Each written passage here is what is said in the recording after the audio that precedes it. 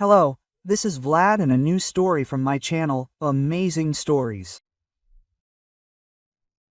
It wasn't until Ekaterina became pregnant and quit her job at her husband's insistence that she first realized what kind of person he was. While she was working and maintaining her perfect appearance, Artyom adored her and talked a lot about how much he respected her as a person. And Katya never ceased to be amazed that such a rich, successful, and handsome brunette with thick curls and sensual lips was also a good person. She, too, was quite attractive. An athletic, long-haired brunette with slightly slanted almond-shaped green eyes and perfect features. Her long, luxurious dark hair, reaching below the waist, was the envy of everyone at work. To top it all off, Katya boasted almost perfectly smooth, slightly tanned skin.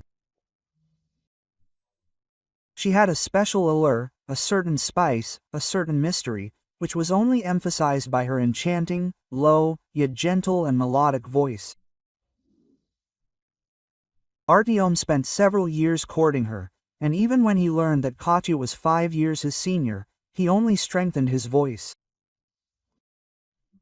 It doesn't matter how old you are or even what you look like, although you are simply beautiful. I fell in love with a person, not a doll. Quote. That's what her future husband told her during their courtship, often repeating, I know for sure that you will bear me a son, and he will be the best.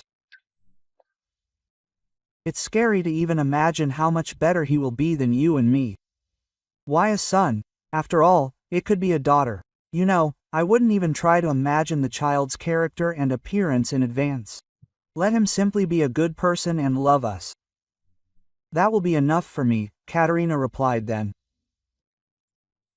She found her suitor's obsession with the fact that he must have a son, especially one with perfect appearance and character, strange. Katya herself was ready to love both a boy and a girl. Her future child didn't need to be perfect. Quote. Katya, what are you saying? I'm just worried you won't agree to marry me. Well, of course, I will love any of our children, and I will love you no matter what, Artyom said, unexpectedly handing her the ring. They were in Central Park. It was so nice.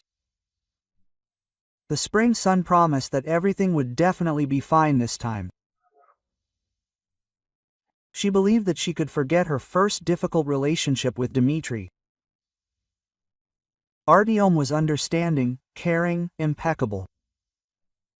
And even his mother's cold reception, which the girl didn't really like, seemed nonsense.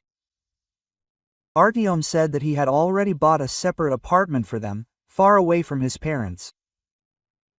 After all, Kat was already 29. It was time to think about starting a family and having children. So why not try happiness with this sweet, albeit mama's boy, kind, sincere, passionately dreaming of a family? Artyom was not put off even by the fact that Katya worked as a simple teacher, dressed modestly and lived on the outskirts of the city, in an apartment that had never been renovated. He spent 3 whole years courting her, and this seemed heroic to her. But where else could you find such a devoted gentleman? And although Katerina hadn't yet been able to fall in love with him, it was good and easy with Artyom. She was ready to become his faithful and very reliable wife for life, otherwise, if she waited for love, she would remain alone. These were the thoughts that flashed through her head when she said, I do, to Artyom.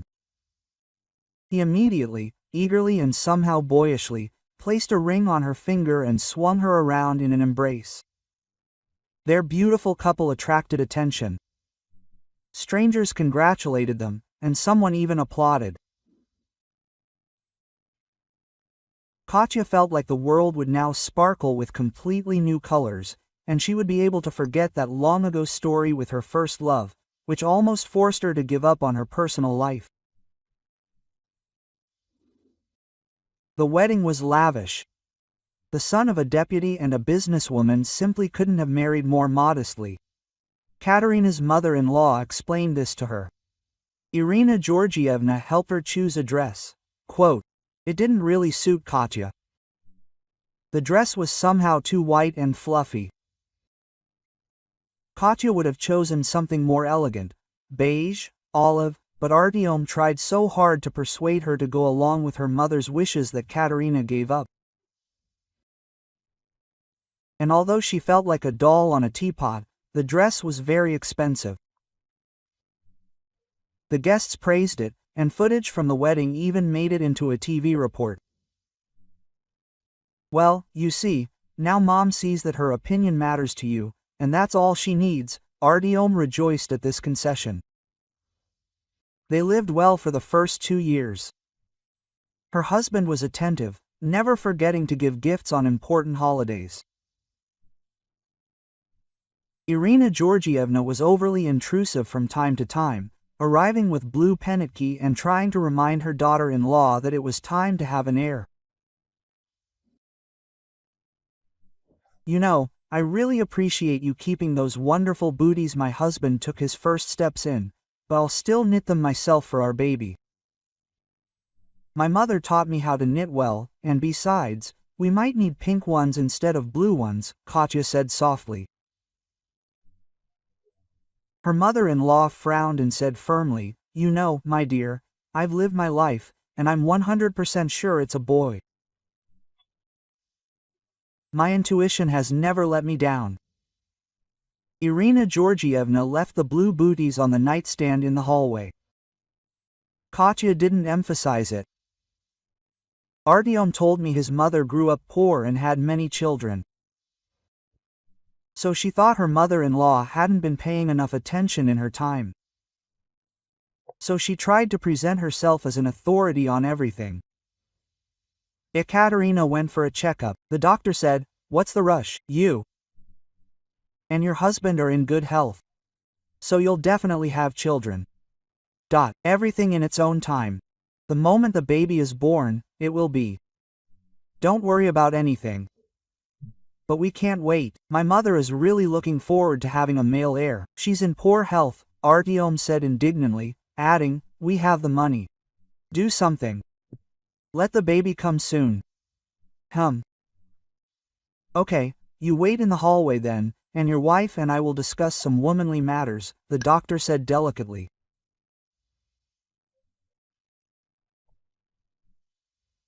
And when he left, she asked Ekaterina directly, "Listen, this is none of my business, of course, and I didn't bring this up in front of you already. But you did lose a child early on, right?" She pointed to the medical record. "Yes, and that's why I broke up with my first husband. Artyom knows I was married. I didn't pretend to be innocent," Katya sighed sadly. She didn't want to remember her first hasty marriage.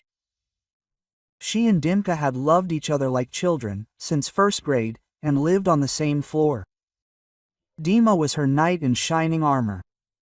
She couldn't even imagine anyone else by her side. Then those childhood feelings grew into adulthood. Dima also entered teacher training college, just for her. Then Katya's parents died, and he said, "What's the point of waiting? Let's get married. My parents love you like their own, but most importantly, I love you and always will." Katerina immediately agreed. It was the most natural thing in the world. She always knew that Dima would one day be her husband and never imagined anyone else. The wedding was modest, surrounded by family. Her husband worked part-time. Katya also tried to keep up, even though they were both still students. Then she got pregnant in her final year of university and was so happy. Dima and his parents, of course, were too. But Katya went to her friend's wedding by bus, even though they tried to talk her out of it. The trip was long. She never made it to the event. She ended up in the ambulance. "So that's what your stubbornness has led to. If I hadn't come with you, I would have lost you too. How stupid you are." Now I'll blame myself for our baby's death for the rest of my life." Dmitri said many more harsh and thoughtless words then. Katya became hysterical, stopped eating, and became a pale shadow. Those terrible words seemed to be carved into her bones. And she repeated them day and night with her parched lips, especially the most hurtful ones. Her husband suddenly began to seem like a monster to her. All day long she thought only about how he had never loved her, and she simply couldn't be around a man who only acknowledged his own grief and denied her the right to make mistakes. Quote, "Dima, we need a divorce," she said about a month and a half later. "What are you even talking about? We love each other. Yes, we've experienced a terrible loss. And we will always remember this baby, but there will be other children." What happened? A thin, blond man with a high forehead and gray eyes hugged her and held her so tightly, as if hoping this would make her change her mind. "You said it yourself, it's my fault. And that can't be changed," Katya whispered. And at that moment, she didn't understand. Her husband had said all sorts of nonsense to her in the heat of the moment and had already completely forgotten it. She felt like Dima had been deliberately tormenting her, and now he'd simply chickened out and decided to back out. But if she stayed, the torture would start all over again. These were her thoughts. Quote, "Katya, how will we cope without each other? I'll see you every day. We live close to each other, I simply can't bear it. Forgive me if I said something wrong," Dmitri said. "I'll think about it," she said, and that same day, she packed her essentials and returned to live in the apartment that had been empty since her parents' death.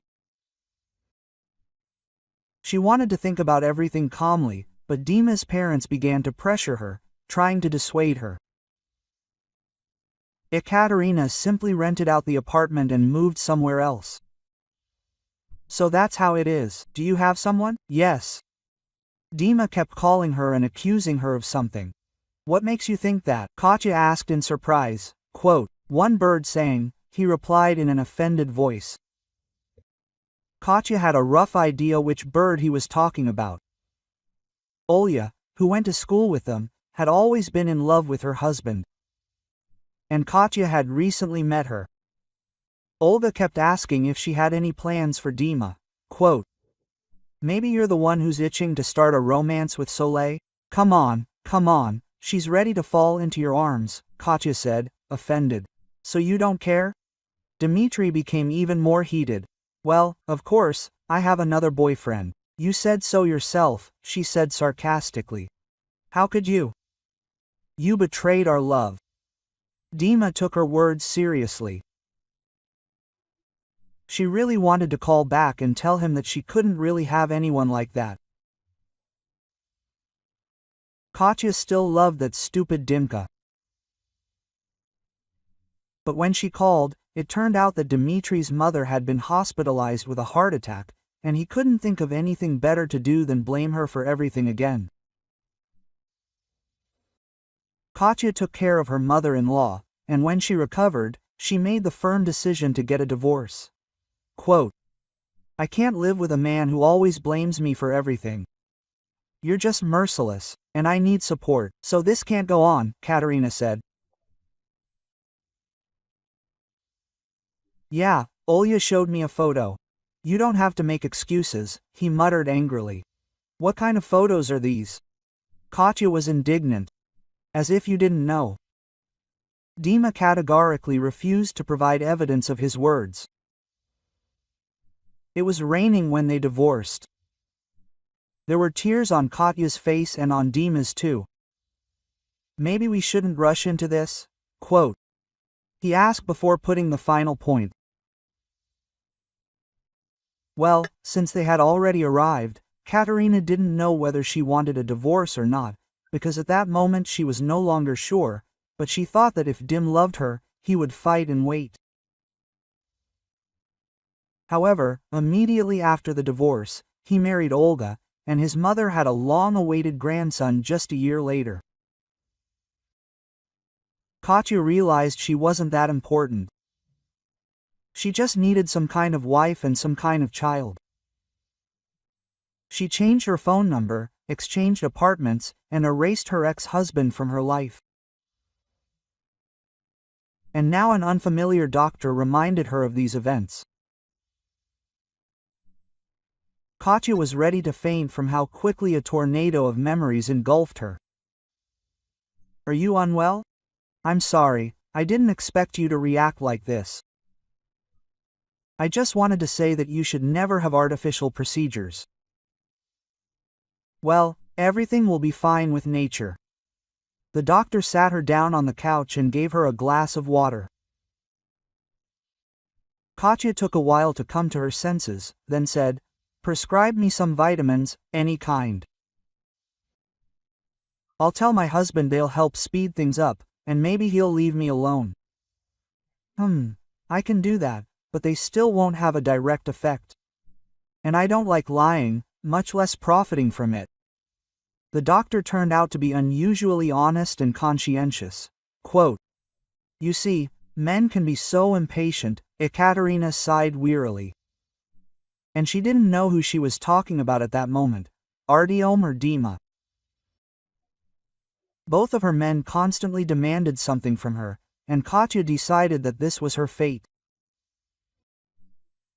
But she wasn't going to repeat the mistake of abruptly breaking off the relationship over some minor disagreements. More than once, she thought there had been a chance with Dima back then. She had learned her lesson, so now she was going to build a family for life, reliable as an icebreaker, which would carry them through all the ice and storms. For the first time, Katya began to think that Irina Georgievna was right in some way when she said that it wouldn't hurt for her daughter-in-law to become more flexible, cunning, and feminine. That's how she came up with the story about the vitamins. And just 2 months later, fate brought news of the long-awaited pregnancy. Problems with Artyom began immediately after the ultrasound revealed that they were expecting, quote, "a girl. You're an ugly woman, way overaged. How come I didn't realize right away that you're not worth betting on?" Her husband was indignant. "I don't understand, what are you talking about? What bet?" Katya's eyes widened. "My parents have 2 sons, one biological, one adopted. And guess who they took just so his mother could get pregnant with a proper boy?" Artyom's eyes turned red with anger. "Wait, do you even have a brother? I've never seen him, and what does all this have to do with anything anyway? Irina Georgievna loves you like her own." Ekaterina couldn't understand what her husband was getting at. No wonder she hadn't seen it. "He lives abroad, wallowing in luxury. And they gave me a couple of small shops. He's a white man, and I'm such a misunderstanding. And I only had just one chance to outwit him. To give birth to his first heir. Kolya has only one flaw. He only produces girls. And my parents are obsessed with having heirs. Now my brother's wife is pregnant again, and it's still unknown what gender the child will be. But if she gives birth to a son, that's it, I've lost completely," Artyom yelled. Katya, in her surprise, even forgot to be indignant about his insults and abrupt change in attitude. "Listen, even if your parents stop helping you, it's just money. You were never obsessed with it. The main thing is that we have each other." Katya still hoped to bring her husband to his senses. "Are you kidding me? Even our apartment is registered to my mother. The business is in her name too. I have nothing at all, except for some crumbs. And I don't want to live like a pauper. Otherwise, why did I fawn over them for so many years? Over my pig brother. Yes, I hate this whole family, if you want to know. Artyom, prove this, prove that. I constantly need to justify myself. I'm so sick of it all," my husband continued yelling. "Do you hate me too? Quietly, Katya asked. He thought for a moment and then said with a hint of doubt, "Listen, don't tell your mother you're expecting a girl. I'll tell you later. Maybe your brother's wife will give birth to another girl. And then we can quickly whip up a boy. That's how it is," Artyom said plaintively. Katya shrugged. At that moment, she didn't know that Artyom had taken out loans against his parents' property and apartment, and thought it was about innocent rivalry with his brother.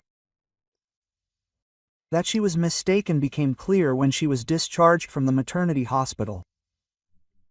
She couldn't even give birth to an heir, Artyom muttered demonstratively, with great disdain, actually addressing his mother more. "And I told you, it wasn't for nothing that she hid everything, and you kept repeating your own. Like, she just believes in omens. Your teacher is a liar, a pauper. It's good that at least Kolya will have a boy," Irina Georgievna sighed. "That I'm a liar." Katya stood with an envelope tied with a pink band. Inside was a very pretty girl, a spitting image of her mother. She was sniffling and her green eyes were wide-eyed, trying to take in this not-so-friendly world that had greeted her. Quote, "Yes, you're a liar. Now I'll give you a suitcase with your things and the money for a taxi. Go wherever you want, I'm divorcing you," Artyom said. "That's right, you also squeezed a ton of money out of us." Irina Georgievna haughtily retreated to the car and watched her adopted son and daughter-in-law quarrel. Not only had he squeezed a ton of money out of them for some procedures that were necessary for the birth of a child, but now it turned out that this Katya had cheated them. She gave birth to a girl instead of the long-awaited heir. "Aren't you ashamed? What kind of money was your mother even talking about, and in what way, and who did I deceive? You yourself asked me not to tell her anything," Katerina was indignant. "Quiet, I needed the money. I got into debt. That's why I said we had ICO and all that. My mother fell for it. I really wanted to brag to my heirs. Nobody knows I'm adopted. And they laugh at my parents for having only girls as descendants. In short, I'm getting a divorce, and if you go to my parents, you'll see a very unpleasant side of me." "I won't joke around," Artyom stopped. "Then give up your rights to the child. I won't include you in the birth certificate." Ekaterina herself didn't know why she shouted this. It would probably have been wiser to accept help from Artyom. She had no idea how or on what she would live. But the words were already out. "Yes, please," he answered with disdain. "It will be even better this way. I'll tell my mother that I did a DNA test, and the child is not mine at all. She'll be happy to have the opportunity to clean your bones. She'll even forget about mine debts," Artyom said, becoming distraught. Then he suddenly approached her, looked into their daughter's face, winced and said, "Hey, you're just like your mother. Well, live together then, and don't mention me, for your own good."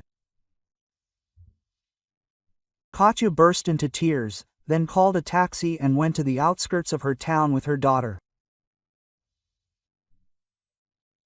She only regretted that she hadn't been able to move the crib and all the little things she had chosen for the baby. Artyom had only brought her personal belongings, and hadn't thought about his daughter at all.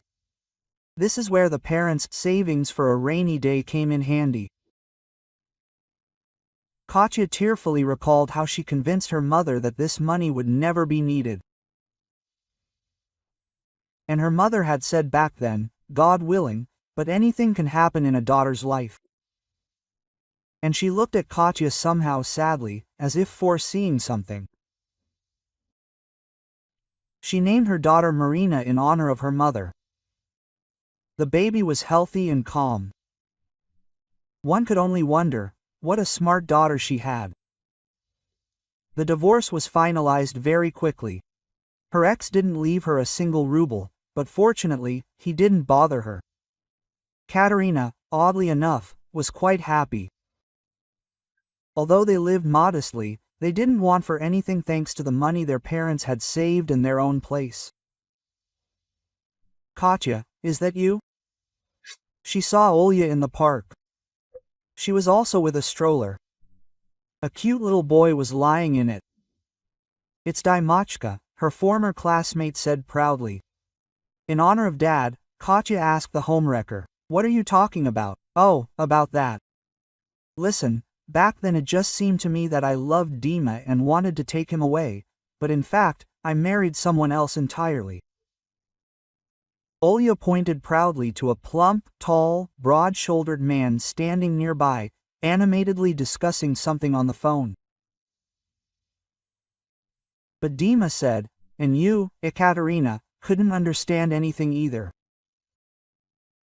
So we came up with this a plan so you wouldn't be proud of finding someone and dumping him. I read in a magazine that you married profitably. Don't play poor, but at least I repent. I thought up your affair before it happened, but in the end, everything worked out well for you." "Ah," Olya chimed in. "And how is Dima?" Katya asked. "Oh, he turned out to be stupid. His mother died, his father got sick. He needed an operation. Dimka stupidly went and sold the apartment. Now he'll have to suffer with his dad. Oh, it's good that neither I nor I tied the knot with him. For a woman, money is not the last thing in life," Olya winked. Then they chatted a little more. Katya didn't tell him about the divorce, but at home she took out an old notebook, found Dima's number and dialed the numbers that she never actually forgot. "Dima, hi, listen, I need your help. I'm left alone with a child in my arms." Katya knew he proud, and would never admit that he shares a room in a communal apartment with his disabled father and gets by on a teacher's salary. "Katya, why didn't you call right away? You know, I was thinking, I feel so guilty. Now that I remember what she said then, you weren't to blame for anything. I'll do everything for you. Just don't disappear." Katya had expected anything, but not such a direct hit to the soul. All the resentments suddenly melted, and she realized that she still loved this strange, hot-tempered, eccentric, but loyal and dear man. Quote, "Katya, can you hear me? What do you need? How can I help?" Dimka continued asking. And she tried to swallow her tears, then squeezed them out. "There is simply no one to leave the child with, and my daughter is everything to me. Could you move in with me and help? Don't think that I want you back." "I can't pay much either," sobbed Katya, who decided to offer help to Dima and his dad in this cunning way. I don't mind, but here's the thing. Mom died, it's just me and Dad, and he's just getting back on his feet. I can't leave him," Dima sighed. "And he will be against living with me as a child." Katya pretended not to understand what they were talking about. "What's wrong with you? Dad always adored you. He called me stupid for letting you go." "Of course, he will only be happy," said Dima. "So, maybe you could come today? A friend suggested I go into business with her, but I have absolutely no one to leave Marina with, and I don't have much money, and I can't trust strangers. You'll probably think I'm selfish, like I remembered her in need. I'm disgusting to you, right?" Katya decided to play the role to the end, so that Dima would definitely agree. "What's wrong with you? I never, do you hear me, never thought badly of you. I was just talking nonsense. Forgive me," said Dim. "Then I'll pick you and Dad up tomorrow morning. My friend has her own taxi, and we can sometimes take it for free." The image of the imaginary friend acquired new details as the conversation progressed. "Okay, fine, true, our apartment is being renovated right now, and we're in the dorm for now." Dima apparently didn't want to admit that he was now homeless.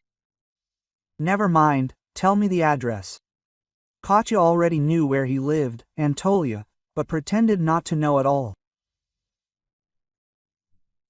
"Just please, don't leave me this time," she asked, half jokingly, and was glad that Dima didn't see her red eyes. Meanwhile, Artyom's situation was getting worse and worse. His brother arrived with a long-awaited heir, and all of his parents' attention was focused on him. Can you imagine how Artyom was deceived? His mother just went and spilled everything she knew. Nikolai immediately realized that his brother was lying.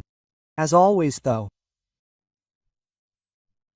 He conducted his own investigation and eventually presented his parents with proof that all the property entrusted to Artyom no longer existed. He blew it all. Ouch! He should have been returned to the orphanage after my birth. Nikolai never liked his adopted brother and didn't even try to hide it. You can't say that. That's not the point. He's still our son. Irina Georgievna tried to soften the situation, but her husband had already had a few drinks and was not at all happy about having to once again sort out the problems of the orphanage resident, whom once upon a time, his wife took him against his will. That's the thing, Kolya is right. And I'm not going to pretend to love Artyom anymore. The moment I saw him, I knew he would be no good. And it was only for you, you see, for you, that I pretended he was important to me too. Now, get out of this house fast and don't let me see you again, and when you show up, you'll pay for all the problems I solved for you in life. Mother doesn't know everything yet. Businessman too. Oleg Petrovich swore obscenely. Artyom tried for a while to pretend he was about to get out of this mess, but word spread surprisingly quickly that he was adopted and that his parents didn't want him around. In the end, he got a job with an old friend from his grandfather's house at a gas station and hoped he just needed to wait out the storm. His mother was compassionate and would come crawling to him herself. Although Artyom didn't love his parents or brother, he believed they couldn't repay him with the same indifference. But time passed, and nothing changed. Artyom lived in a small village, worked as a gas station attendant, and even learned how to repair cars quite well thanks to a friend.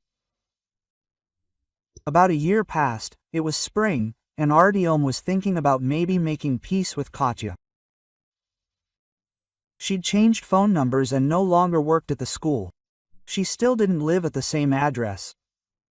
And now Ekaterina seemed like a very suitable option.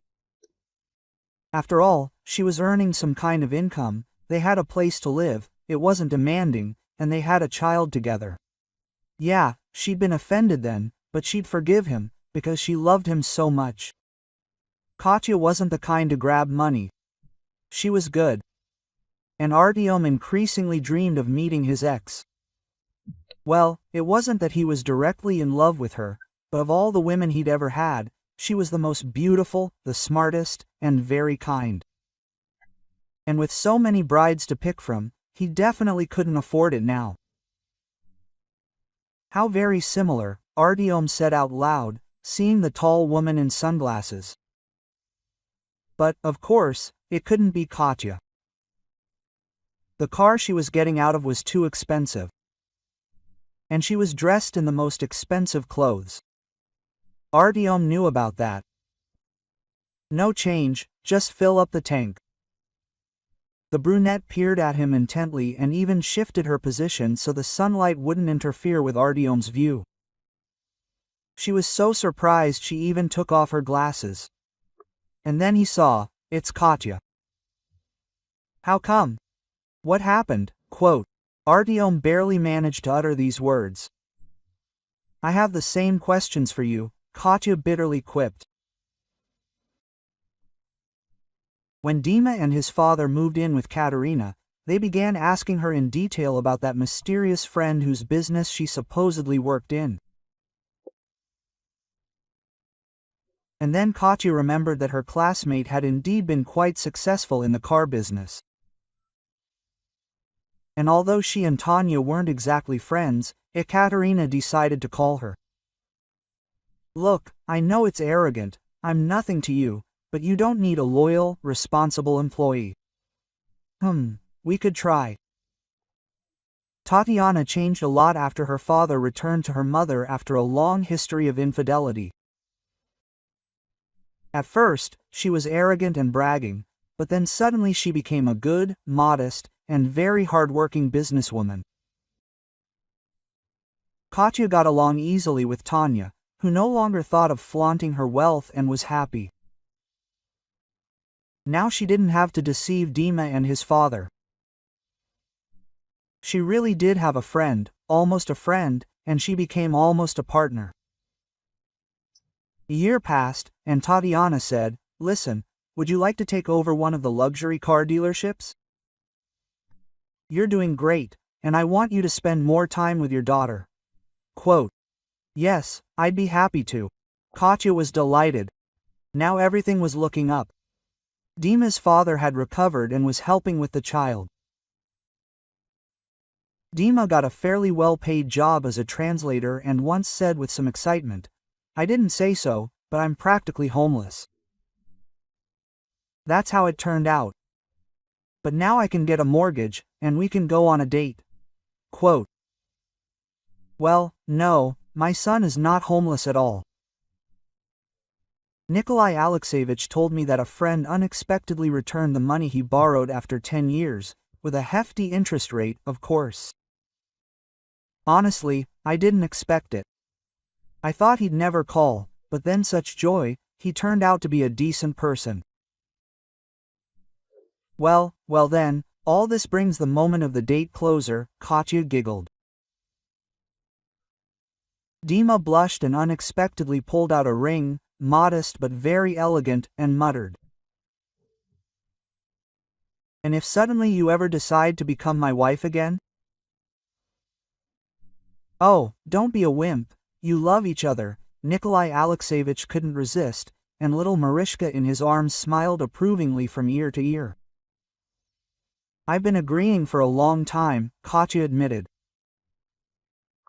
She felt so good that nothing mattered anymore. She didn't even feel any schadenfreude about her ex who dumped her. And it didn't matter that Dima would have an apartment again, or how much money he'd make. She just wanted their already formed family to stay together.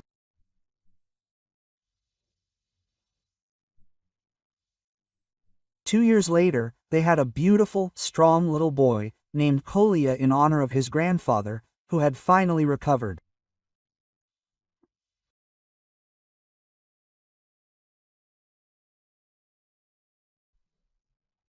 If you like this story, I hope you'll support me with a thumbs up. All the best, M.